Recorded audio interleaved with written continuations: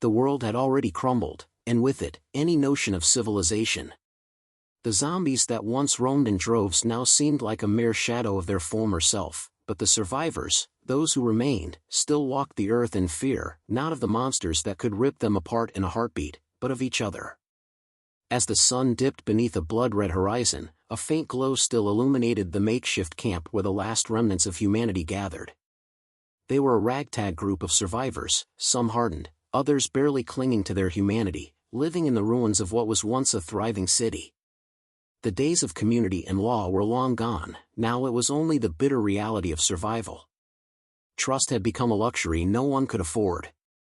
6 of them sat around a fire, the warmth a cruel reminder of how far they'd fallen.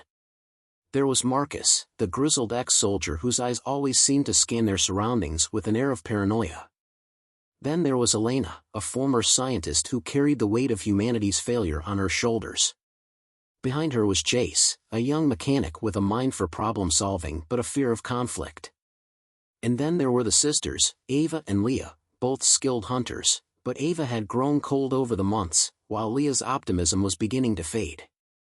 Finally, there was Peter, the quiet one, a former doctor who had lost his family in the early days of the outbreak. "We should move again," Marcus said, his voice low and rough, the ever-present worry of being ambushed by zombies or, worse, other survivors lacing his words. "The city isn't safe anymore."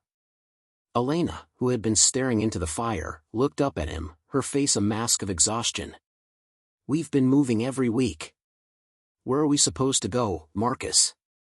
"The world is gone." "It's better than staying here," Marcus insisted. "We've got supplies, sure, but if we stay too long, someone else will come along and take them. You know how this works." Leah, ever the peacemaker, spoke up. "We should think this through. Moving too much could waste more of our resources, and it's hard enough to find food as it is. Maybe we just need a few more days." "Days?" Jace interjected, his voice betraying his nervousness. "We don't have days. We've got hours before we run out of food and water. If we stay, we're as good as dead." Ava, sitting apart from the group, clenched her fists in silence. She had always been the most level-headed of the group, but now she seemed distant, almost detached. Something had changed in her, and everyone could feel it, though no one dared to ask. Peter, who had been unusually quiet, finally spoke. "We should vote on it. Majority wins. But let's be clear, we can't afford to waste time arguing. We need to make a decision fast." "Fine," Marcus said, his sharp eyes scanning each of them. "Let's vote. Those who want to stay, raise your hands." Ava's hand rose almost immediately, followed by Leah's hesitant one. Jace looked at the others but said nothing, choosing to remain silent. "All right, who wants to go?" Marcus asked, his gaze lingering on Elena and Peter. Elena raised her hand without a second thought, her eyes locking with Marcus. "We're not safe here." Peter hesitated for a moment, then raised his hand as well. "We're out of options." The vote was clear, 3 for staying, 3 for leaving. Marcus frowned, his hand resting on the hilt of the knife at his belt.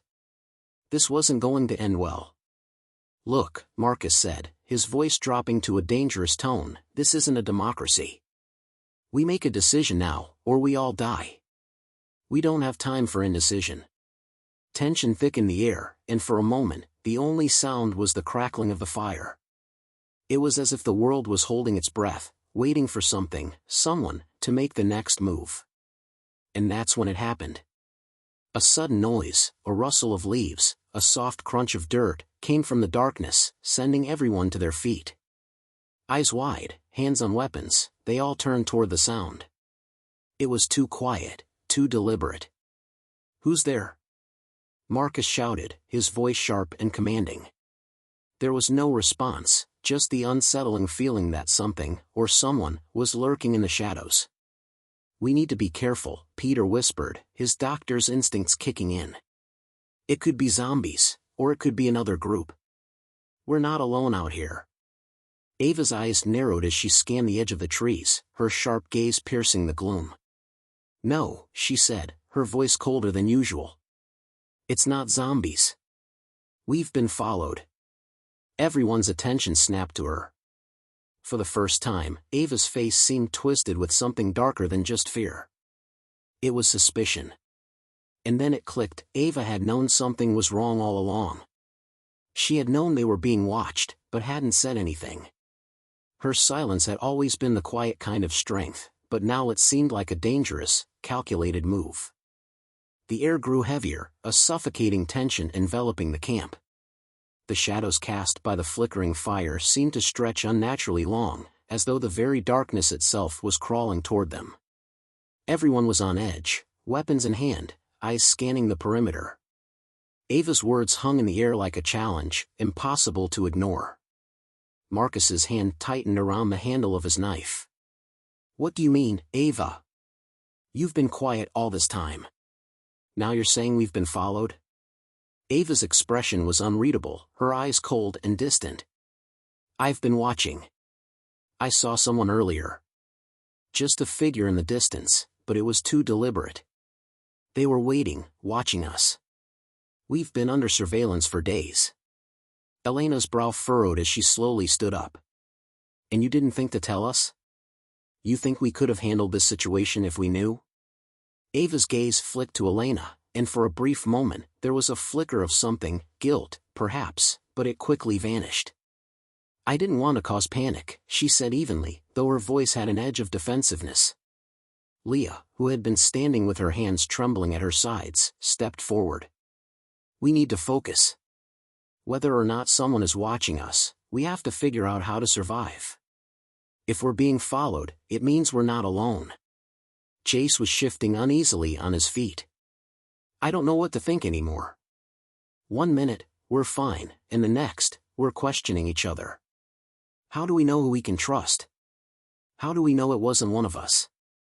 The words hung in the air like a poison dart, and for a moment, no one spoke. The fire crackled, the only sound that dared to break the silence.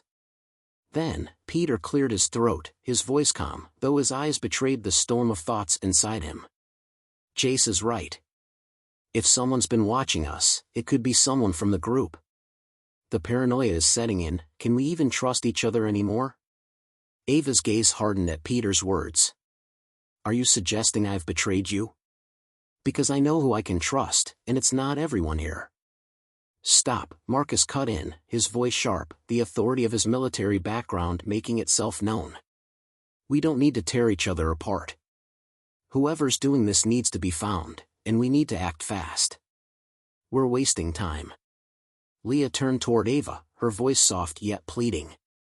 "Please, Ava. You've been distant for days now. If you know something, anything, you need to tell us. We can't afford secrets. Not anymore." For the first time, Ava's mask cracked, and for a fleeting moment, the hardness in her eyes softened. But it was gone before anyone could react, replaced once again by a steely determination. "I'm not the one you need to worry about right now." Chase let out an exasperated breath. "Then who? Who do we need to worry about?" Ava's gaze flicked to each person, her eyes lingering a moment longer on Marcus, who stood on the far side of the camp. "I'm not saying it's anyone here. But, one of us knows something. I'm not sure who, but I'm starting to think we've all been playing games. Survival isn't about trust anymore. It's about using what we have, and everyone here is holding on to something." Elena's voice cut through the tension, sharp and focused. "Enough with the cryptic talk, Ava. If you know something, say it outright." Ava's lips curled into a faint, almost imperceptible smile. It wasn't a pleasant smile, it was something darker, like a predator toying with its prey. "You're all so eager to point fingers, but no one seems to see the real threat. You'll know soon enough." Without warning, Ava turned her back to the group and walked toward the treeline, her footsteps deliberate, as though she had no intention of returning to the fire. The others exchanged glances, unsure of what to do. "She's gone mad," Chase muttered, shaking his head. "She's just another survivor like the rest of us. But she's hiding something." "Let her go," Marcus said, his tone hardening. "We don't have time to waste on her. If she's telling the truth, we'll deal with it later. For now, we need to be ready.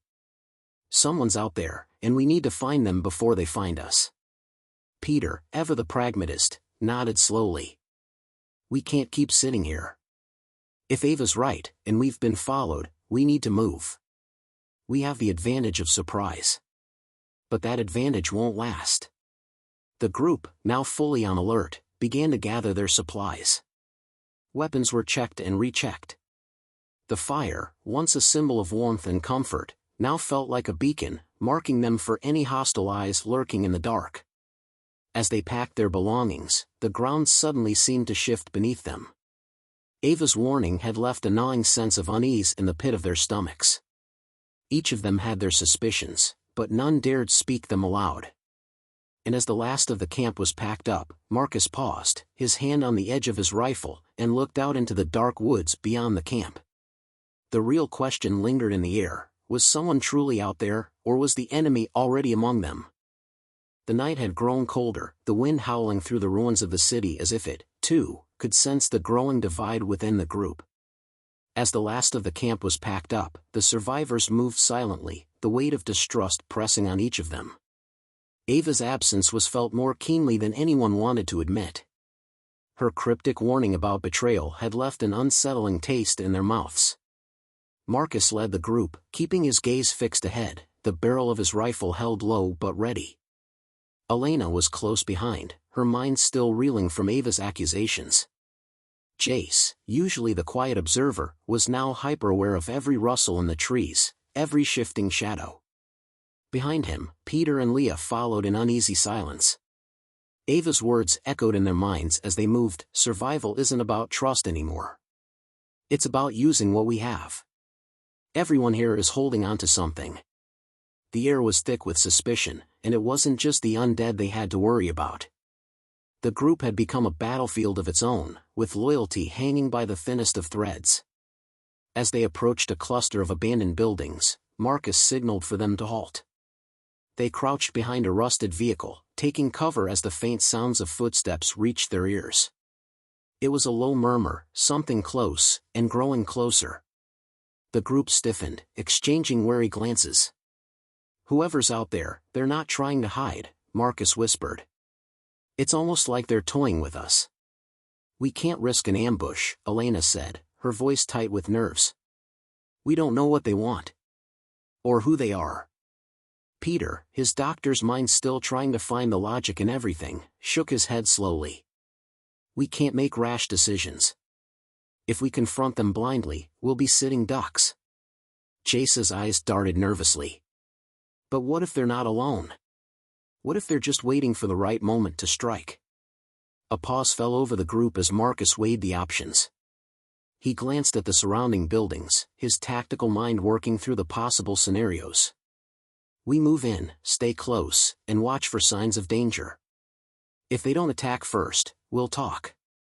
The group nodded in agreement, although the uncertainty in the air made every step feel like a death sentence. They moved cautiously through the shattered remnants of a former shopping district, stepping over broken glass and debris. The footsteps they had heard earlier faded into an eerie silence, as if the mysterious figures had vanished entirely. But Marcus knew better. They were being watched. The tension was unbearable, the silence between them stretched to its breaking point. It was as if the very earth beneath their feet was holding its breath. Then, without warning, a voice cut through the quiet, its deep rasp sending chills down their spines. Looking for something? The group froze, their hands instinctively reaching for weapons, eyes scanning every corner, every shadow. Standing in front of them, barely visible in the dim light, was a man. Tall, unshaven, and dressed in ragged clothes, he seemed like just another survivor, though there was something unsettling about the way he stood. His eyes gleamed with a quiet confidence that immediately set Marcus on edge. "You're the ones making all that noise," the man continued, his voice slow and deliberate. "If you were smart, you'd turn around and leave. But I don't think you are." "Smart, I mean." Jace flinched, his hands gripping his rifle tightly. "Who the hell are you?" The man chuckled, a low sound that seemed to echo off the crumbling buildings around them. "Who am I?" Does it matter? You're just another group of survivors. Nothing special about you. Elena stepped forward, trying to keep her voice steady despite the tremor of fear. What do you want? The man's gaze flicked to her, lingering just a moment too long before he answered. What do I want? Let's just say. I'm here for the same thing you are. Survival. But unlike you, I'm not scared to get my hands dirty. Marcus stepped forward, his posture defensive. We're not interested in your games. We just want to get through this. The man's lips twisted into a mocking grin. Games? No, no. This isn't a game. This is survival, kid. And in survival, you do whatever it takes. There was something about the man's tone that sent a shiver down Marcus's spine. The rawness of his words spoke volumes. This was someone who knew how to play the game of betrayal. Listen, we don't want trouble, Marcus said, his voice steady but his instincts screaming at him to be on guard. We've got enough problems of our own. The man tilted his head, his eyes glinting with an almost predatory gleam. Oh, I'm sure you do. Everyone does, don't they? But the question is, how far are you willing to go to survive? What would you do if you found out that someone in your group wasn't as trustworthy as they seem? Ava's words returned to them in that moment, as if the universe had decided to make her cryptic warning more relevant than ever. Is that a threat? Peter asked quietly, his voice calm but with an edge of suspicion. The man's grin widened. Maybe. Maybe not. I just thought you might want to know, you're not the only ones out here trying to survive. With that, the man turned and began walking away, disappearing into the shadows of the ruined city. Wait! Marcus called out, but the figure was already gone. The group stood in stunned silence, each of them processing the encounter in their own way. Did he just threaten us? Leah whispered, her voice trembling. Jace shook his head. No, he just planted a seed. A seed of doubt. Elena's eyes narrowed. We can't let this get to us. We've got bigger problems. But I won't ignore what he said. If someone in our group can't be trusted. The words hung in the air like a guillotine, the truth clear even if no one dared to voice it. Marcus tightened his grip on his rifle. It's not over. We find this guy. We figure out who he's working with. And we make sure we're ready when the next betrayal comes. The uneasy silence that followed was deafening, and the cracks in their group had just begun to show. Whoever the man was, he wasn't just a threat to their safety, he was a reminder that survival came at a price. The silence in the group was suffocating, their movements slower, more deliberate, as if the encounter with the mysterious man had cast an irreversible shadow over them. Marcus led the way again, his gaze constantly scanning their surroundings, his hand never straying far from his rifle. But his mind was somewhere else, on the words the stranger had left them with, you're not the only ones out here trying to survive. Ava's earlier warning about betrayal resonated louder than ever. The weight of distrust had taken root, and every glance exchanged between them was now loaded with suspicion. They had been divided before, but this felt different. This felt like the beginning of the end. The group moved through the wreckage of what was once a thriving part of the city, now just a maze of broken windows and rusted cars. The air felt thick, the stench of decay clinging to everything around them. They couldn't stay in one place too long. The longer they did, the greater the risk of exposure, and the stranger's words haunted them. They reached the edge of the district, where a half-collapsed building offered some cover. Marcus ordered the group to stop and set up a temporary base. The building was isolated enough to offer some security for the night, but the lingering feeling of danger kept them on edge. As the others went about setting up camp, Marcus found himself standing at the edge of the ruin, staring out into the distance. The sun was beginning to set, casting long shadows across the city. He wasn't sure if the shadows were from the crumbling buildings or from the growing paranoia that gripped his mind. Peter approached him cautiously, his footsteps soft on the broken pavement. You've got that look again, he said quietly, not needing to elaborate further. You're thinking about what happened, aren't you? Marcus didn't answer at first. He only turned to face Peter, his eyes dark with the weight of the last few days. "I can't shake it, Peter." That man, he was right about one thing. If we're going to survive, we need to be ready for whatever comes next. And I'm not sure I can trust anyone anymore. Peter studied him, his expression unreadable. Ava's right. One of us is hiding something. It's getting harder to ignore. He paused, his voice lowering. But maybe it's not just about the group. Maybe we need to ask ourselves if we are the ones we can trust. Marcus narrowed his eyes. "What do you mean?" Peter hesitated, his gaze flicking over to the others, who were busy with their own tasks. "I've been thinking about how things have changed since we left the safe zone. How some people have started acting differently. Ava, for example. She's become more distant. And Jace, well, he's more jumpy than ever. And let's not forget Leah. She's trying too hard to keep everything together, like she's compensating for something." Marcus frowned. "You think they're hiding something?" Peter's voice lowered further. "I think we all are. Including you and me." The words stung, but Marcus couldn't deny the truth in them. They had all changed since the apocalypse began. They had all learned to hide parts of themselves, to bury emotions that would only make survival harder. But Peter was right. The cracks in their unity were becoming impossible to ignore. Meanwhile, Jace and Elena were at the campfire, talking in hushed tones. Leah was sharpening a knife, her movements swift and efficient, but her eyes were distant, as if lost in thought. A sudden shout broke the quiet. "Move! Now!" It was Ava's voice, and it carried the weight of authority. The others scrambled to their feet, weapons raised, as Ava burst out of the shadows, a wild look in her eyes. "We've got company," she said, her voice trembling with urgency. "I saw them, 3 of them. They're coming this way." Marcus acted without hesitation, issuing orders. "Jace, Elena, get to the back. Leah, cover our 6. Peter, with me. We move fast, we stay quiet. No time for mistakes." The group swiftly fell into formation, moving through the wreckage as silently as possible.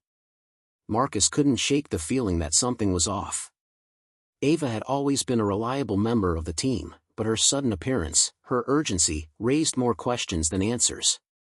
As they crouched behind a dilapidated wall, waiting for the approaching group to get closer, Marcus leaned in close to Ava. "How do you know they're coming for us? What did you see?" Ava's eyes flashed, a strange mix of fear and defiance in her gaze. "I wasn't just watching them," she said, her voice low. "I've been tracking them for days. They're not random survivors. They're the same group I saw a few days ago. They know we're here, and they've been following us, waiting for the right moment." Marcus's heart skipped a beat. "Why didn't you tell us sooner?" Ava's jaw tightened, and for a moment, Marcus saw something in her eyes, a flicker of guilt, but also something darker. "I didn't want to cause panic. I thought we could handle it ourselves." Before Marcus could respond, a sharp whistle cut through the air, followed by the unmistakable crunch of footsteps on gravel. The enemy was close, too close. "We need to make a decision now," Marcus whispered. "Stay hidden, or take them out before they spot us." Ava's expression hardened. "If we wait, they'll have the upper hand. They're armed and ready. We need to strike first." Marcus nodded. He didn't trust Ava completely, not anymore, but right now, they had no choice. If the group was here to betray them, to steal their supplies or worse, they would have to eliminate the threat. "On my mark," Marcus said, his voice steady. "We move out." No hesitation. The sound of the enemy grew louder, the tension thick in the air. And as Marcus prepared to lead them into the fray, the chilling thought struck him: if they didn't act fast, betrayal wouldn't just come from outside, it would come from within. The tension in the air was palpable, a thick fog of anticipation that clung to every breath. The distant sounds of the enemy's footsteps grew louder, closer with each passing moment. Marcus's heart raced, but his face remained impassive as he signaled for the group to prepare. Ava's hand was shaking as she tightened her grip on the rifle, her eyes flicking nervously from Marcus to the others. There was something in her posture, something uneasy that Marcus couldn't quite place. Was it fear of the group they were about to face? Or was it something more? A hint of guilt lingered around her, but there was no time for hesitation. The enemy was too close. There was no turning back now. "Leah, take the left flank," Marcus whispered, keeping his voice low. "Jace, you and Elena cover the rear. Peter, stay with me." As the others moved into position, Marcus and Peter crouched low behind a pile of crumbling concrete. He looked over at Ava, who had positioned herself near the edge of the wall, her sharp eyes scanning the shadows. "You sure you can handle this?" Marcus asked quietly, his eyes narrowing. Ava's fingers twitched, but she nodded. "I've been in worse situations," she replied, her voice tight with suppressed emotion. "Trust me." The words stung, and Marcus wasn't sure if it was the trust he was unsure about, or the way she said it, as though she was trying to convince herself more than him. But there was no time for second-guessing. They were outnumbered and outgunned if it came down to a firefight. Every decision counted, every move could mean life or death. The sound of footsteps was almost deafening now. Marcus could see shadowy figures moving between the debris ahead, their outlines shifting in and out of view. He held his breath, waiting for the right moment. "Now," he murmured. In an instant, the group sprang into action. Ava darted from her cover, a flash of movement as she bolted toward the nearest enemy figure. Jace and Elena rushed to flank the group from behind, their rifles raised and ready. Leah, ever agile, darted through the ruins to the left, blending with the shadows, ready to strike. The first shot rang out, echoing in the emptiness of the city, followed by a scream of pain. The enemy was quick to retaliate, the sound of gunfire filling the air as chaos erupted in the streets. Marcus's instincts kicked in, his rifle coming up smoothly as he fired, dropping one of the attackers with a clean shot to the chest. Peter was at his side, firing steadily, providing cover. Ava moved like a predator, her agility and precision unmatched as she took down two more attackers in rapid succession. Her eyes were cold, calculating, but there was something primal in her movements, something that felt almost desperate, like she was trying to prove herself, prove she was still in control. But as Marcus scanned the battlefield, he saw something that made his blood run cold. One of the attackers, a large figure with a ragged beard and a military vest, had slipped past the others, moving toward their camp. Without thinking, Marcus sprinted toward the figure, shouting at the others to cover him. "Ava," he shouted, but the words barely reached her through the chaos.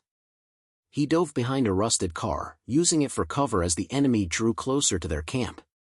His mind raced. If this man reached the others, it was all over.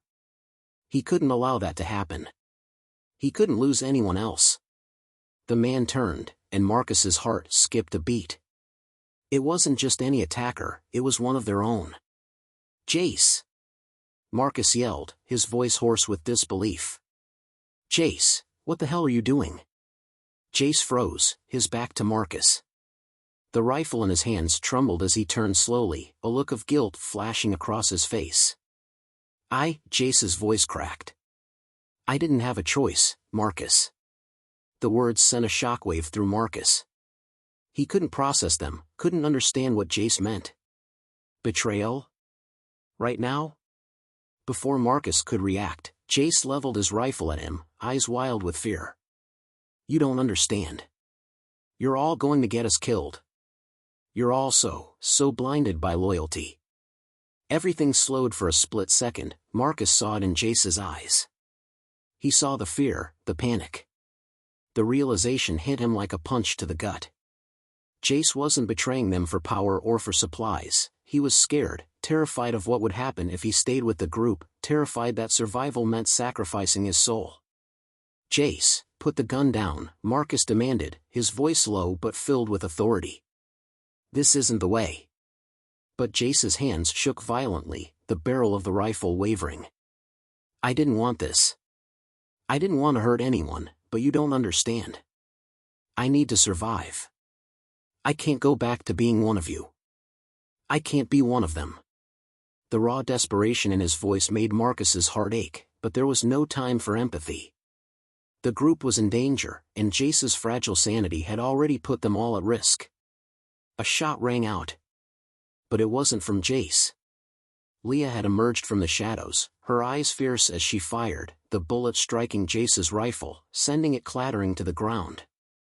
She wasn't aiming to kill, only to stop him. "Enough, Jace," she shouted. "Don't make this worse."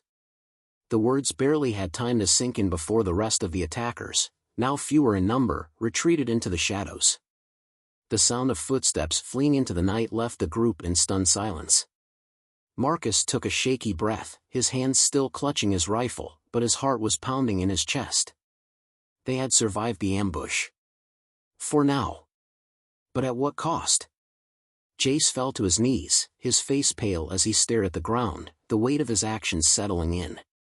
I'm sorry," he whispered, his voice barely audible. "I didn't mean it. I didn't mean to." Ava approached him, her expression unreadable, her rifle slung low. "You'll need to prove you can be trusted again," she said quietly, her words colder than Marcus had expected. Jace nodded, tears brimming in his eyes.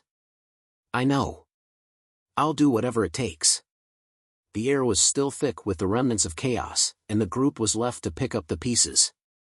But they knew one thing for sure, their greatest enemy wasn't just the undead, or the ones hunting them from the shadows. It was the fear, the paranoia, and the fragile threads of trust that held them together. The night was long and silent, broken only by the soft sounds of the survivors tending to their wounds, the crackling of the fire, and the distant calls of the undead. Marcus sat with his back against a ruined pillar, staring into the flickering flames, his mind whirring with the aftermath of Jace's betrayal. He had been so certain. So sure that trust would hold them together, that loyalty could be counted on. And yet, in the blink of an eye, everything had crumbled. Jace was one of them, one of the few who had stuck it out from the beginning. How had it all gone so wrong? Had they missed something? Had they ignored the warning signs? Ava's earlier words echoed in his mind. Survival isn't about trust anymore. It's about using what we have. Everyone here is holding on to something. What was he holding on to? Was it hope? Was it the belief that they could make it through this, together? The fire crackled as Elena crouched beside him, her face tired but resolute. "We need to talk about what happened. We can't just brush this off." Marcus looked up at her, his expression a mixture of exhaustion and weariness. "I know. But right now, we need to get some rest. We're exposed here, and we're not in any shape to keep moving just yet." Elena nodded but didn't leave. Her gaze lingered on him for a moment before she spoke again. "You don't trust Jace anymore, do you?" Marcus sighed, his fingers tracing the dirt beneath him. "I don't know what to think, Elena. I want to believe that he's still one of us. But what if he's right? What if we're all just lying to ourselves, thinking we can survive like we did before? What if? What if we're too far gone?" Elena finished, her voice gentle but firm. "I get it, Marcus. But there's something I've been wondering for a while now. And it's not just about Jace." He turned to her, eyes narrowing slightly. "What do you mean?" Elena hesitated, then met his gaze, her voice low. "Ava. She's been off, ever since we left the safe zone. Her warning. The way she reacted when Jace went for the gun. I think she knew something was going to happen. I think she might have been playing us all along." The words hit Marcus like a punch. He'd always trusted Ava, even when the others started to show cracks in their resolve. But what if Elena was right? What if Ava had known what Jace was going to do and chose to let it play out? He glanced over at Ava, who was sitting a few feet away, cleaning her rifle with methodical precision. Her expression was unreadable, but her eyes kept darting toward the group, always watching, always calculating. The sense of unease that had been growing inside Marcus now gnawed at him like a festering wound. "I don't know what to think anymore," he muttered. "It's like the whole world's falling apart, and I'm just trying to hold the pieces together." Elena placed a hand on his shoulder, squeezing gently. "You're not alone in this, Marcus. We're all just trying to survive. But maybe it's time to face the truth. We can't keep pretending everything's fine. We need to figure out who's with us, and who's just waiting for the right moment to turn on us." The fire burned low, the flames casting long, twisting shadows across the ruins. Marcus stared into the flickering light, the weight of the choices ahead pressing down on him. He had to make a decision. They all did. "Get some sleep," Marcus said, his voice hoarse.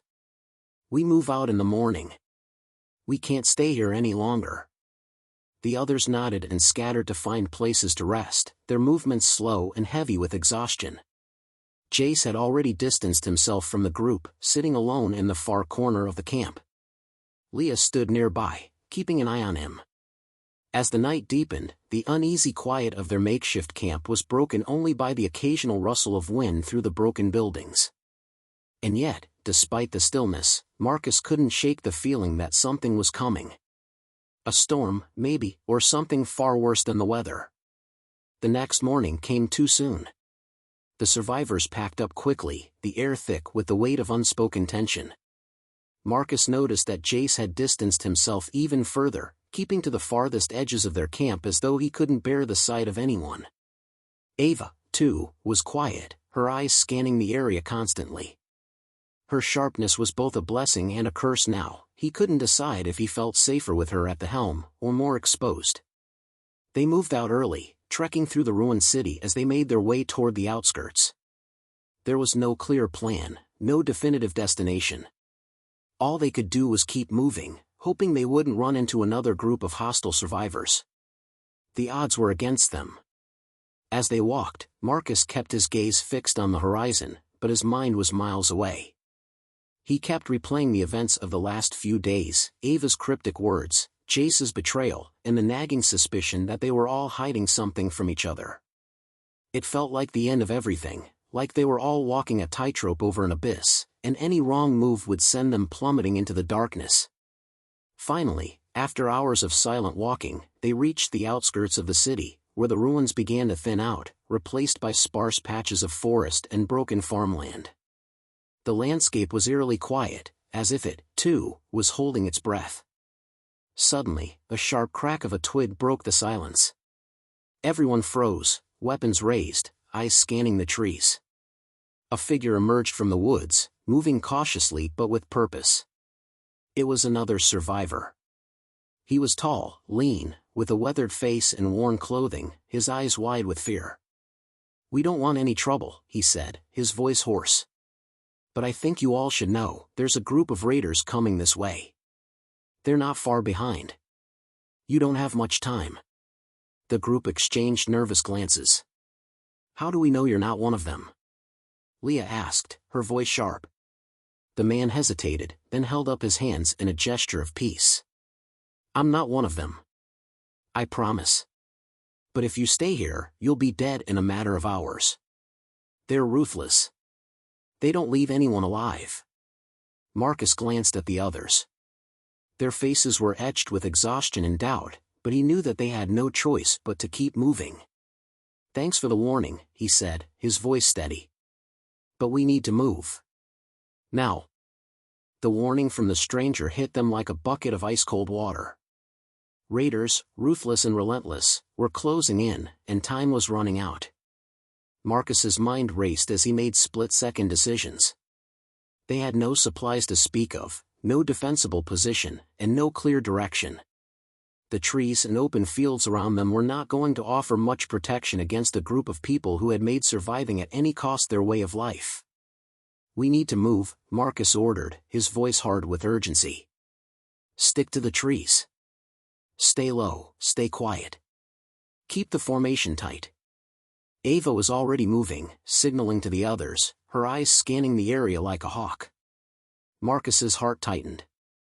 The cold, calculated focus in her gaze unsettled him, but right now, they didn't have time for doubts. The stranger had been clear, they had a small window before the raiders would catch up to them. Elena, ever sharp and cautious, took up the rear, her rifle raised but ready for swift action, just as she had been trained. Leah and Peter flanked the sides, keeping an eye on the trees, alert to any movement that might betray their position.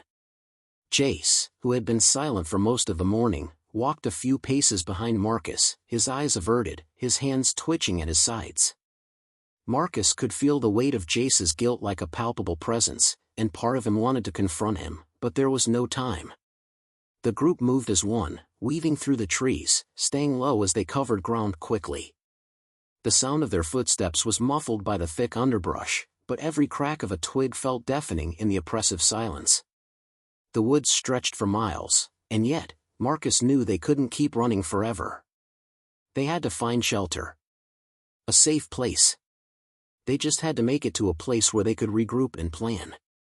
The stranger had mentioned a nearby settlement, a place where survivors had managed to carve out some semblance of peace. It was their only hope, but even as Marcus clung to that sliver of possibility, doubt gnawed at him. They had been betrayed before, and the notion that everything might be too late was hard to shake. After hours of treacherous, silent travel through the thick forest, they came to a clearing. Marcus held up his hand, signaling the group to stop. He squatted behind a fallen log, peering through the branches. His eyes scanned the horizon, searching for any sign of the raiders, but the forest was still, almost eerily so. "What do you see?" Ava whispered, crouching beside him. Her rifle was slung over her shoulder, but her hands were tense, as if she was ready to grab it at a moment's notice. Marcus shook his head. "Nothing yet. But they're out there. We can't risk being too exposed for too long." As if on cue, a faint sound reached his ears, a whisper of movement, the faintest crack of a branch breaking underfoot. The raiders were close. Too close. Ava's eyes widened as she spotted movement in the distance, figures darting between the trees, their presence barely detectable by the untrained eye. Marcus's heart raced. They were surrounded. "Move," he barked, scrambling to his feet, his voice urgent. "Into the clearing, now!" They were running. There was no time to hesitate. Every step they took seemed to echo in the stillness of the woods, but there was no other choice. Ahead, the shape of a dilapidated building appeared, half covered in ivy and overgrown with weeds. A small outpost, possibly a forgotten safe house from before the apocalypse. It could be their salvation. The group reached it within minutes, each of them breathing heavily, sweat dripping from their brows as the sounds of pursuit grew louder behind them. The raiders were gaining. Marcus could feel the cold weight of panic settling in his chest. He had to make the right move. They had to reach the building before they were cut off. "Get inside, now," he shouted, pulling open the rusted door and pushing his way into the shadows of the building. The others followed, the door slamming shut behind them with a deafening clang. Inside, the air was damp and stale. The remnants of what once had been a home, broken furniture, cracked walls, and overturned shelves, gave the place an unsettling feeling. But it was better than being exposed. They were in. For now. Marcus pressed his back against the wall, chest heaving as he strained to hear any sign of the raiders outside. The group gathered in the center of the room, eyes wide and filled with fear. "What now?" Peter asked, his voice shaking slightly. He was trying to stay calm, but even Marcus could see the worry in his eyes. Marcus didn't answer immediately. His mind was working in overdrive, assessing the situation. They had no way of knowing how many raiders were outside. No way of knowing if they had already seen them enter the building. But there was something else nagging at him, a feeling deep in his gut. "Ava," Marcus said quietly, his eyes locking with hers, "you saw them. How many were there? And do you know what kind of weapons they have?" Ava hesitated, her gaze flicking away for just a moment, but her voice was steady when she spoke. "At least 5, maybe more. They're armed, rifles, pistols. They've been hunting for survivors, and they won't stop until they get what they want." A shiver ran through Marcus. "We're not going down without a fight," he muttered, his voice filled with determination. He wasn't sure if he was trying to convince himself or the others, but the words came out more forcefully than he expected. "We're going to make it out of here. We'll hold them off." Ava stepped closer to him, her expression unreadable, but her voice was low and calm. "Are you sure about this, Marcus? We don't have much time. We're running low on ammo, and we can't take on a group like that without a plan." Marcus looked at the others, their tired faces lit by the dim light of the cracked windows. They were exhausted, on the brink of breaking. But in this world, you didn't have the luxury of giving up. He had to be the leader they needed. "Listen," Marcus said, his tone hard, "we've come this far. We're not going to die here. We have a chance, but we need to be smart. We make a stand here, and we'll fight with everything we've got." Jace, who had been silent until now, spoke up, his voice hoarse. I'll help. I'm sorry for what I did before. I don't want to run anymore. Let me prove I can fight with you." Marcus looked at Jace for a long moment. The guilt was still there, heavy in his eyes, but so was something else, determination, the flicker of a man trying to redeem himself. "All right," Marcus said, his voice resolute. "But we move as a team. No one goes off alone."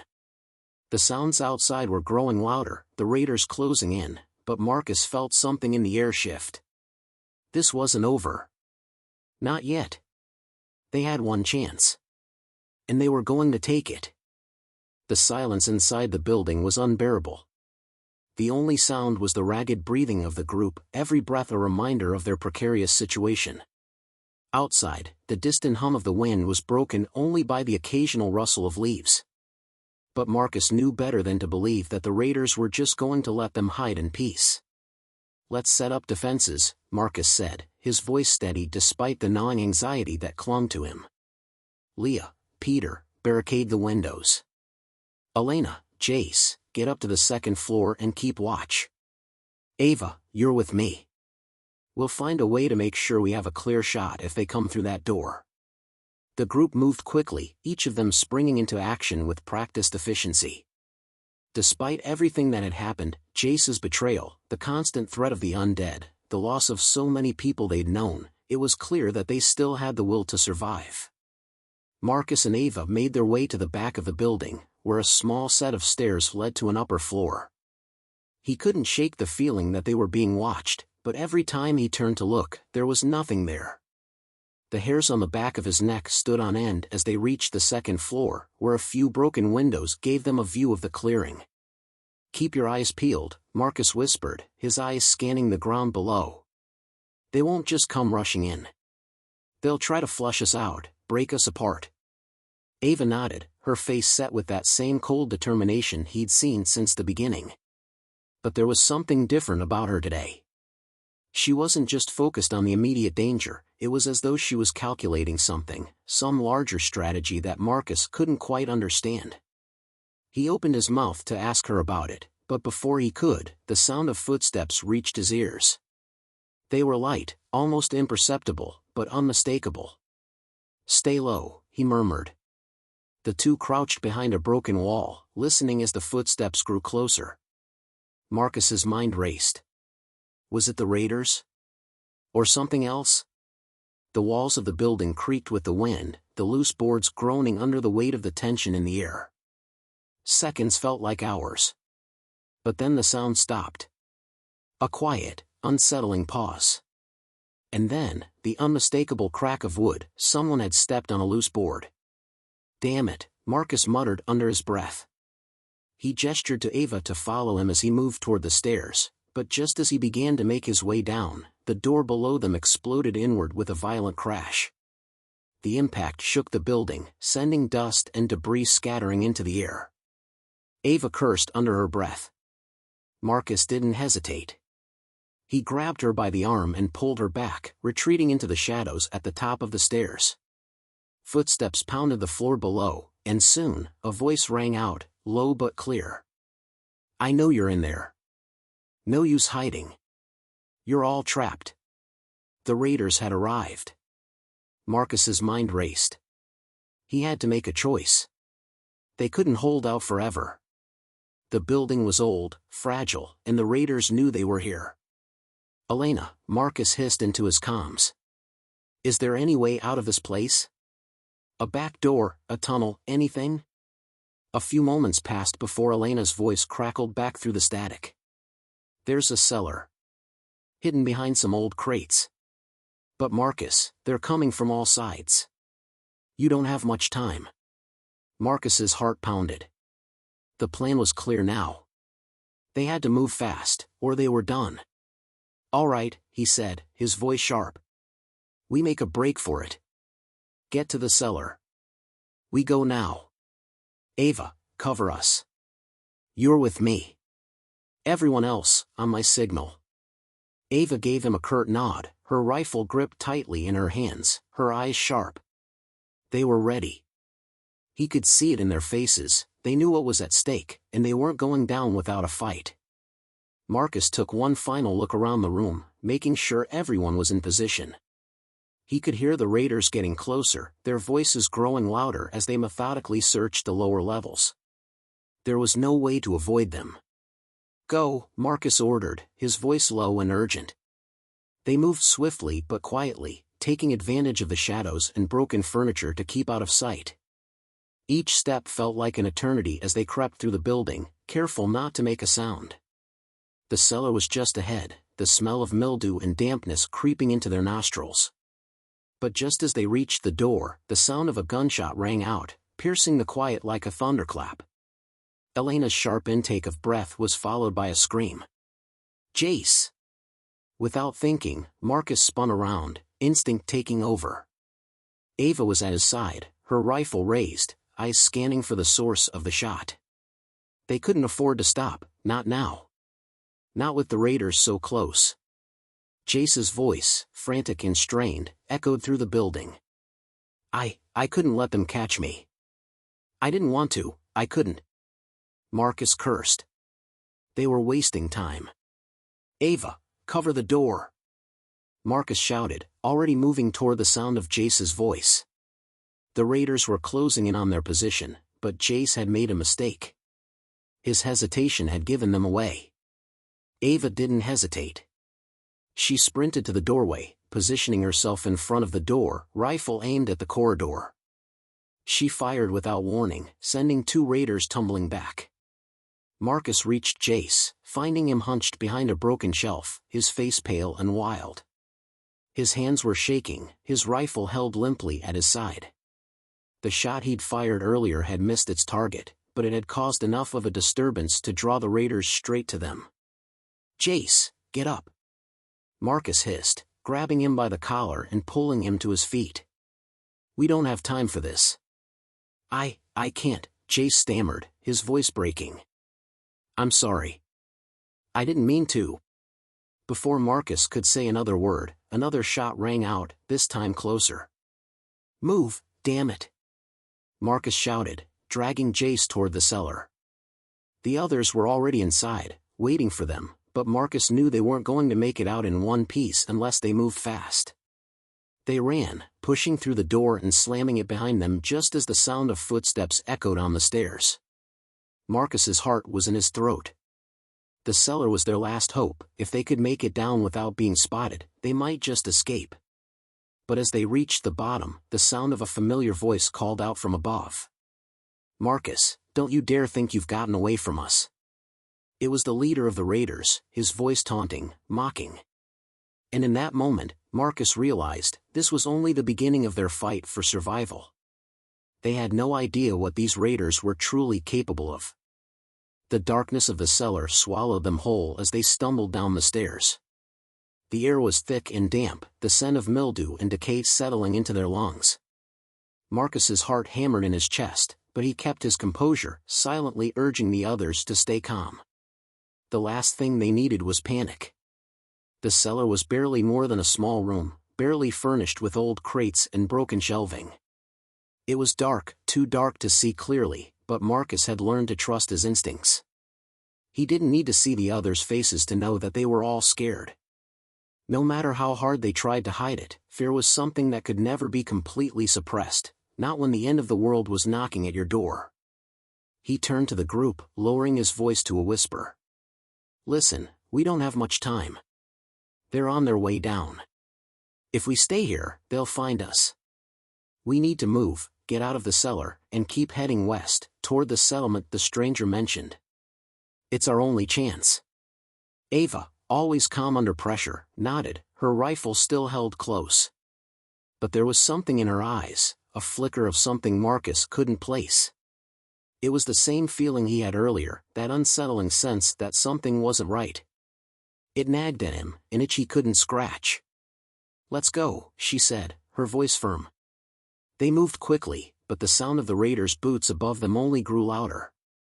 Marcus could feel the heat of their presence closing in, and his thoughts raced. The cellar didn't offer much in terms of escape options. The back door was bolted shut, and the only way out was through the narrow stairs that led directly to the main floor. They were trapped, but they had to make it out. The raiders wouldn't show mercy. He knew that much from experience. As Marcus led the group toward the far corner of the cellar, something caught his eye, something he hadn't noticed before. A large, wooden trapdoor hidden under a pile of discarded crates and broken wood. It was almost camouflaged, its edges worn smooth with time. It could be a way out, but there was no guarantee. He motioned to Ava, who was beside him. "Help me move this. We have to take a chance."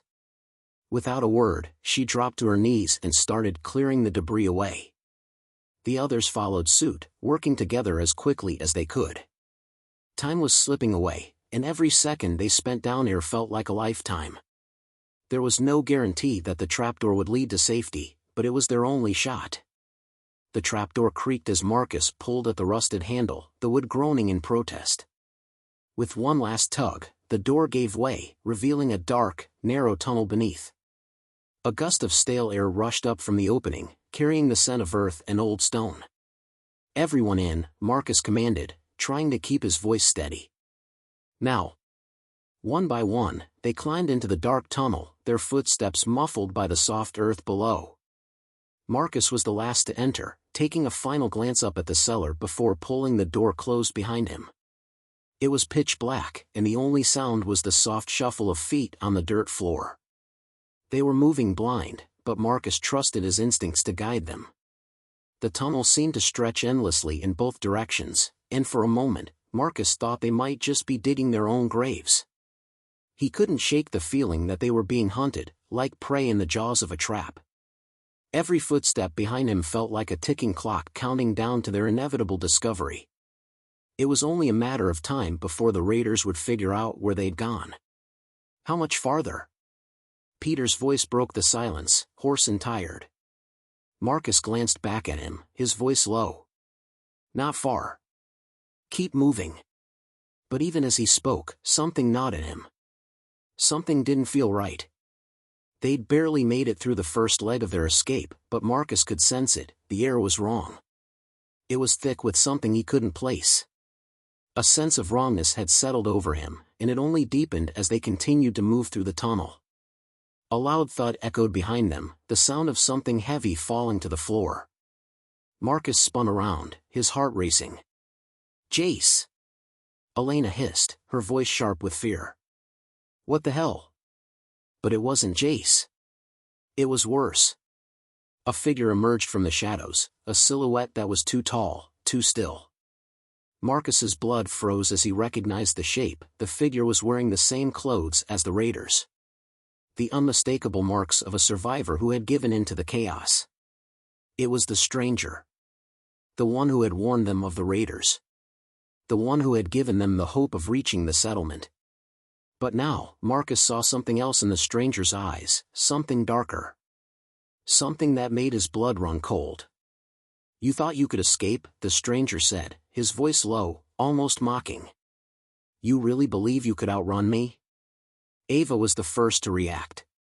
Without hesitation, she aimed her rifle at the stranger, but before she could pull the trigger, he stepped closer, his hands raised in mock surrender.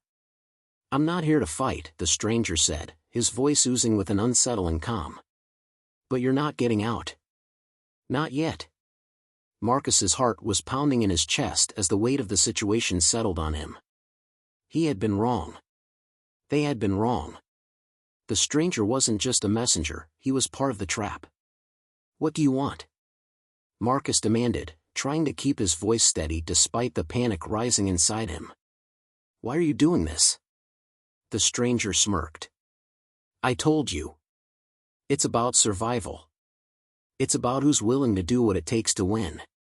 His words hit Marcus like a slap to the face. "You're working with the Raiders, aren't you?" The stranger's smile widened, the corners of his lips curling into something predatory. "Did you really think I was trying to help you?" "No. You've been part of the plan all along." The air grew tense. The betrayal hung between them like a dark cloud.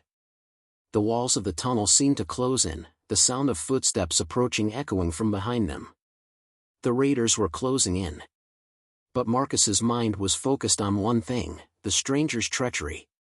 "You've been leading us into a trap this whole time," Marcus growled, his eyes narrowing. "You played us." "Played you?" The stranger laughed, the sound chilling. "No. I gave you a chance. You're just too naive to see it." Before Marcus could react, the stranger lunged forward, his hands reaching for him. A struggle broke out in the dark, the sound of grunts and scuffling filling the tunnel. In that moment, Marcus realized that their survival depended not on escaping, but on confronting the true enemy. The fight in the dark tunnel was chaotic. The air was thick with tension, a mixture of fear, anger, and desperation that filled the small space. Marcus barely had time to react before the stranger's hand shot out, grabbing his collar and yanking him forward.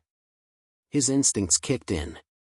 He fought back, pushing against the stranger's strength, but the man was relentless, a savage determination in his eyes. The sound of metal scraping against stone echoed as the stranger reached for the knife at his belt. Ava's voice cut through the noise. "Marcus! Move!" With a burst of adrenaline, Marcus shoved the stranger off, sending him sprawling against the wall. In that split second of distraction, Ava fired, the sound of the gunshot ringing loud in the confined space. The bullet grazed the stranger's shoulder, but it wasn't enough to stop him. He was too fast, too prepared.